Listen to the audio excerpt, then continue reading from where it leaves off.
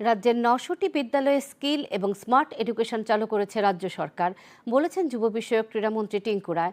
আজ রাজধানীর নজরুল কলাক্ষেত্রে যুব বিষয়ক ক্রীড়া দপ্তর আয়োজিত দুদিনব্যাপী ২৯তম রাজ্যভিত্তিক যুব উৎসব ও বিজ্ঞান মেলার সূচনা করে তিনি ভাষণ দিচ্ছিলেন। অনুষ্ঠানে অন্যদের মধ্যে ছিলেন পশ্চিম ত্রিপুরা জেলা পরিষদের দায়িত্বপ্রাপ্ত সভাধিপতি বিশ্বজিৎ শীল, যুব বিষয়ক ক্রীড়া দপ্তরের সচিব প্রদীপ কুমার চক্রবর্তী, অধিকর্তা এল ডার্লং প্রমুখ।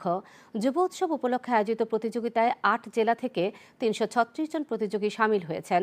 মন্ত্রী জানান, রাজ্যভিত্তিক প্রতিযোগিতার বিজয়ীরা আগামী ১২ই জানুয়ারি দিল্লিতে জাতীয় যুব উৎসবে প্রতিনিধিত্ব করবেন। আমরা দিল্লিতে রাজপথে ২৬ জানুয়ারি যে টেবলু বেরিয়েছে, ঝাঁকি বেরিয়েছিল, সেখানেও আমাদের রাজ্য থার্ড হয়েছে। এগুলো কিন্তু আমাদের জন্য অ্যাচিভমেন্ট, কারণ আমরা ছোট রাজ্য। এমন লোক পাঠান এবং তারা যেন যাওয়ার আগে, আজকে সিলেকশন করবেন, আরো একটু সময় পাবে, এই সময়টা যেন ১ মাস সময়টা যেন তাদেরকে কোচিং করানো যায়, তাদেরকে তৈরি করানো যায়।